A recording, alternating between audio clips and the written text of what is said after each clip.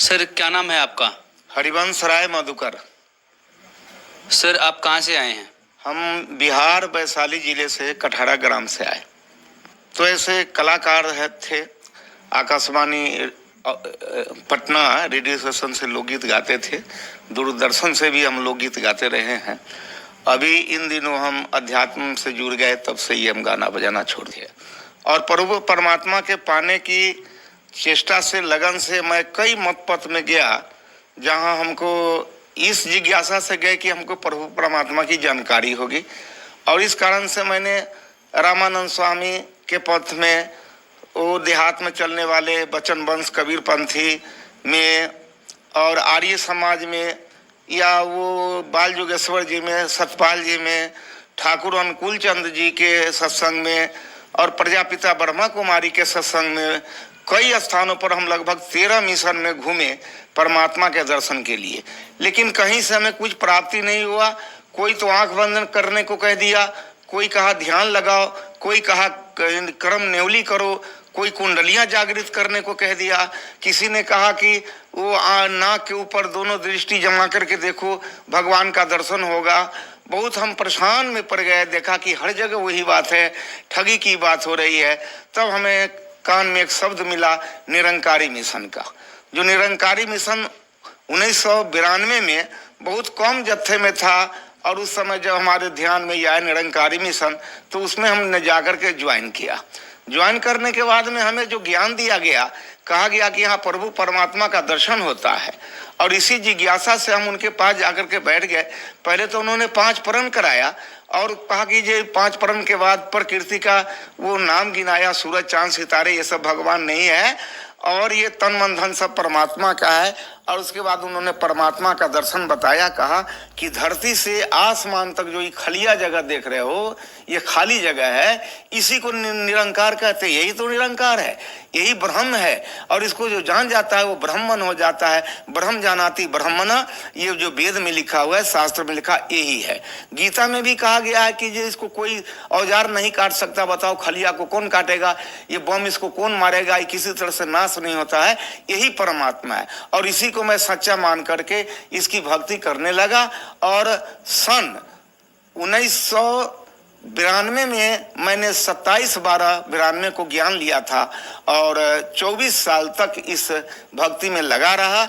इस दौरान में मैंने अपने संपूर्ण वैशाली जिले में लगभग 24 ज्ञान केंद्र खोला, और ज्ञान प्रचारक हमारे साथ होते थे, और मैं प्रचार का काम करता था पूरे बिहार में। कटिहार, वो ठाकुरगंज, पूर्णिया, सहरसा, मधेपुरा, गंगटोक, और सिक्किम, करसियांग, नेपाल के देशों में भी हम, जनकपुर और शबैला, वो धनुखा, ये और शिवनगर, परसा जिला, मलंगमा, सरलाही जिला, इन सब क्षेत्रों में मैं जाकर के काफ़ी इसका प्रचार किया। और लगभग 18 सत्संग तो अपने वैशाली जिला में बनाए। लगभग 10 से 12 हजार लोगों को मैंने प्रभावित करके उनको इस ज्ञान से मिशन के संस्था से जोड़ दिया। विगत 19 जून 2017 को मैं बड़ा सख्त बीमार पड़ गया। बीमार पड़ने का कारण हो गया मेरे पास डायबिटीज का बीमारी, जो 600 चीनी बराबर रहता था। और उसके बाद ब्लड प्रेशर था, लीवर में सूजन था, किडनी में भी दाग था, और पित्त की थैली में ये पथरी था 13 mm का, जो हमें बहुत कमजोर कर दिया था। डॉक्टर लोगों के पास हम गए, कहीं से हमको कोई इजाफा नहीं मिल पाया। मैंने 48,000 रुपया खर्च करके बाद, और धराशायी हो गए थे, बिछावन से उठ नहीं पा रहे थे। उसी पर हम पड़े थे, 5.5 महीना हो गए। और जिस मिशन को हमने इतना लोगों को जोड़कर लगभग 24 साल में 50 लाख रुपया मंडल को भेज दिया, प्रणामी का पैसा, लेकिन उनको खबर हुई, लेकिन कोई आदमी हमको देखने तक नहीं आया, खोजने तक नहीं आया कि कहाँ ये मधुकर जी पड़ा है। जबकि उस मिशन में हम एक मुखी के पद पर थे, और गुरगद्दी पर बैठ कर के 3-3 घंटा प्रवचन करते थे, और लोगों को प्रभावित करते थे, और ज्ञान दिलवा करके उसको उनसे जोड़ते थे। किसी ने नहीं देखा। इस क्रम में मैं दूर दूर जगहों पर जाकर के और सत्संग प्रवचन किया करता था।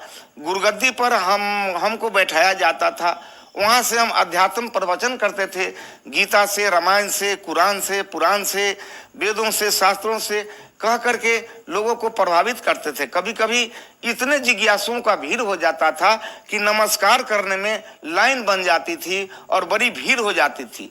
तब हमारे दोनों पैर पर अलग अलग दोनों पैर को करके दायां बायां एक पर बहनें और एक पर भाइयों का लाइन लगता था और सभी लोग सर पटक करके हमारे चरणों पर नमस्कार करते थे। और उसमें लोग ये जिज्ञासा करते थे कि बाबूजी जरा माथे पर हाथ रख दो, और मैं माथे पर हाथ रख देता था।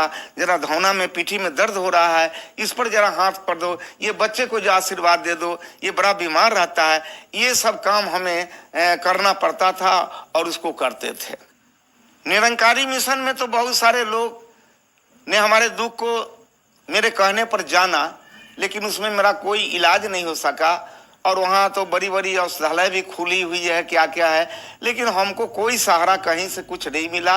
और डॉक्टरों से परेशान होकर के हम बिल्कुल निराश हो गए थे और धाराशायी होकर के बेड पर पड़े हुए थे। 5.5 महीना हम लगातार बेड पर ही पड़े रहे, जहाँ पैसे के अभाव में दवा भी नहीं खा पाते थे और हमें खाना भी नहीं खाने का इच्छा होता था। केवल पानी पी के, दूध पी के, एक आध रोटी किसी तरह से खा करके हम पानी पी लेते थे। इसी बीच में हम सोचे कि अब हम नहीं बचेंगे। एक साथी मेरा पंजाब रहता है, वो जब लौट के घर गया तो हमसे भेंट करने गया।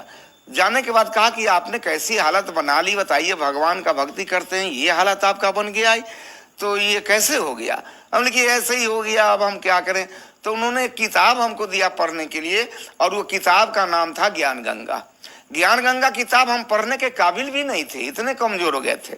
मैंने कहा कि हम किताब तो नहीं पढ़ सकते, जरा तुम ही पढ़ के सुनाओ तो अच्छा रहेगा। तो वो 3 रोज आकर के हमको किताब का कहीं कहीं का कोई चैप्टर पढ़ के सुनाया। हमको बहुत अच्छा लगा।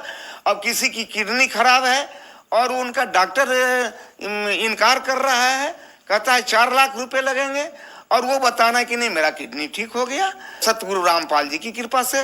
किसी का लीवर खराब है, किसी के स्तन में घाव है, ममाद निकल रहा है, परेशान है, किसी के पेट में दर्द है, लगता है कोई भीतर दांत काट रहा है। ऐसे ऐसे बहुत सारे रिपोर्ट आए। तो मुझे पहले तो धीरे धीरे इस पर विश्वास होने लगा। हमने सोचा कि अब मैं क्या करूं, हम भी अब वहाँ कुछ फोन करके पता करना चाहते हैं। तो उन्होंने कहा कि पता है इसका? तो हाँ, फोन नंबर है। हमने कहा कि रुक जाओ, आज रात में हम सतगुरु रामपाल जी महाराज से हम बात करेंगे, तब हम कल आपको कुछ बताएंगे। ऐसा सोचकर मैं रात में 9 बजे खाना उना खा करके जब सोने गए तो हम तो कुछ जानते नहीं थे। हम तो केवल इनका नाम सुनते थे और किताब में फोटो देखा था। इन्हीं के फोटो को हमने कहा सतगुरु रामपाल जी महाराज की जय, रामपाल जी महाराज की जय, 5 बार यही जयकारा लगा करके हम हाथ जोड़ करके प्रार्थना किया कि हे सतगुरु रामपाल जी महाराज, आपकी बहुत सारी प्रशंसा इस किताब के अंदर मैंने सुनी है। बहुत सारे लोगों का बीमारी भी खत्म हो गया है, मेरी भी बीमारी खत्म करो और मुझे भी ठीक कर दो। अगर ऐसा कर दोगे तो शेष जीवन जो मेरा बचेगा ये हम आपके चरणों में बिताएंगे, आपके चरणों में भक्तों की सेवा करके अपना जीवन बिताएंगे। और ऐसा करिए कि मैं बहुत दुखी हो गया हूँ, अगर ठीक करना है तो आज रात में आकर के आज रात भर में ही हमको ठीक कर दीजिए। 2, 4, 10 रोज लगाइएगा तब इस चीज को हम नहीं मानेंगे। ऐसा प्रण करके हम सो गए। कई दिन नींद भी नहीं आ रही थी, उस दिन नींद भी बहुत अच्छा पड़ा। 3:30 बजे भोर की बात है, ये सतगुरु रामपाल जी महाराज वहां पहुंच गए। सादा पैजामा, हाफ कुर्ता, गमछा रखे हुए और कुर्ते का रंग थोड़ा हल्का गेरुआ रंग का पहने हुए, हाफ कमीज, और कुर्सी खींच करके उसी जगह बैठ गए। कुर्सी के खींचने का आवाज हमको कान में मिला और तब आवाज सुन करके हमारी आंख खुल गई। हम देखते हैं कि अरे कुर्सी कौन खींचा। देखते हैं कि सामने में सतगुरु रामपाल जी महाराज बैठे हैं। जैसे वो बैठते हैं उसी तरह से एक पैर पर दूसरा पैर रख करके दोनों हाथ एक साथ करके, लगता है जैसे कोई मंत्र कर रहे हो या कुछ कर रहे हो, बैठे हुए हैं। मैंने सोचा कि मैं स्वप्न देख रहा हूं कि वास्तव में जागृत अवस्था में हूं, ये समझ में नहीं आया और मैं उनके चरणों में जाकर के नमस्कार किया। फिर उन्होंने पूछा बड़े प्यार से कि बेटे क्यों बुलाए हो हमको? हमने कहा कि दास तो सब 9 बजे रात में ही सब बात आपके चरणों में रख के सो गया है, आप तो अंतर्यामी भी हैं, आप यहाँ आ भी गए, अब हमसे क्या पूछ रहे हैं कि क्या बोला? तो नहीं, तुम ये बोला कि हमको ठीक करना है तो रात भर में ठीक कर दीजिए और नहीं तो 2-4 रोज में करेंगे तो हम नहीं मानेंगे। हम कि जी सरकार ऐसा तो दास बोला है, अब मरता क्या ना करता, बीमारी को तो लाजिम है अच्छा होने का। इसी तत्परता में हम आपके सामने ऐसा बोला है, हो सकता है गलती ही हो गई है, तो आप पिता तुल्य हैं, पिता है ही, आप हमारे माफ़ी करके और हमको ठीक कर दीजिए। हम तो फिर भी यही कहेंगे। हंसने लगे, कहे कि बेटे तुम्हारे सर पर बहुत सारे भार हैं, बहुत सारे बोझ लाद लिया तुम, ये बताओ तुम्हारे चरणों में कितने आदमी का सर गिरा है। हमने कहा इसकी कोई गिनती नहीं, अनगिनत है। वो 50,000 लाखों लोग इस पर माथा पटके होंगे, इस चरण पर, इसका कोई ठिकाना नहीं है। अब बताओ इतने दिन का जटिल बीमारी तुम कहता रात भर में ठीक कर दो, ठीक तो हो जाओगे। तू नाम दीक्षा ले ले, भक्ति कर, मर्यादा में रह, तू ठीक हो जाएगा। और मेरे पास आ गया तो मैं कुछ होने वाला नहीं, घबराओ नहीं। और ये सब पूछ करके और हमको कहे कि जब ठीक है, जब ऐसी ही बात है तो फिर कल से तू ठीक हो जाओ, ऐसा कह के हमारे सतगुरु रामपाल जी महाराज जो आकर के हमको बताए और वहां से चले गए। और ऊपर दक्षिण की दिशा में इस तरह से उड़ गए, बहुत देर तक हम खड़ा होकर देखते रह गए जब तक आंख से ओझल नहीं हुआ, और दक्षिण दिशा की तरफ चले गए। मैं फिर चौकी पर बैठ गया, जो 6 महीना से उठ नहीं पा रहा था, खा नहीं पा रहा था, चहल टहल नहीं पा रहा था। मैंने अपने बाजू पर बाजू रख के अंदाज किया कि मेरी क्या हालत है, तो मैं अपने में बहुत दुरुस्ती पाया, ताकत पाया, और हमको लगा कि कोई नई ताजगी आ गई। और मैं बिछावन पर से उठ करके, सामने मेरा रोड है, उसी रोड पर चला गया और 4 किलोमीटर पैदल चले गया, घूम करके टहल के 4 किलोमीटर चले आए। मैंने गऊओं को बांध दिया पानी डाल करके, और उसको बांध करके नादी पर खाने के लिए लगा दिए, अपना मुंह भी धो लिया और स्नान भी कर लिए। फिर पत्नी के पास आए तो हमने कहा कि, तो देख करके बोली कि क्या कर रहे हैं आप, कहीं मुंह के भरे गिर जाओगे, तुम्हारा 6 महीना से बीमारी आदमी है, कौन सा नाटक कर रहे हैं। मुझे नाटक नहीं कर रहा हूँ, हमारे पास अभी सतगुरु रामपाल जी महाराज का दर्शन हुआ, वो आए थे और आकर के हमको ठीक होने का वरदान दे दिया कि कल से तुम ठीक रहोगे, इसलिए मैं आया हूँ। आज मुझे खाना बनाकर खिलाओ। तो कहा कि जो आदमी खाना नहीं खा रहे हैं, 3 महीना से खबे न करते हैं, कोई चीज खाना देते हैं तो बिगड़ जाते हैं, गुस्सा करते हैं, अभी खाना कैसे खा लीजिएगा। हमने खिलाओ ना, हमको बहुत भूख लगी है महाराज, हम खाना खाना चाहते हैं। वो खाना बनाने लग गई और हम उस दिन से प्रतिदिन कुछ न कुछ अच्छे ही होते जा रहे हैं, अच्छे ही होते जा रहे हैं। और ज्ञान लेने के बाद मैं बड़ा प्रसन्न हुआ। मेरे कलेजे में, ये पित्त के थैली में जो पत्थर था, वो पत्थर का दर्द कभी कभी हमको होता था। तो ट्रेन में हमको वो दर्द होने लगा। लौटने के बाद भी हमको खाने की इच्छा नहीं हो रही थी, हमको लगा कि फिर पहले जैसा बीमारी हो गया और ये दर्द हो गया। हमारे साथ के लोग बहुत खाने को प्रयास किया, हम ये कुछ नहीं खाएंगे, मेरा तबीयत ठीक नहीं है।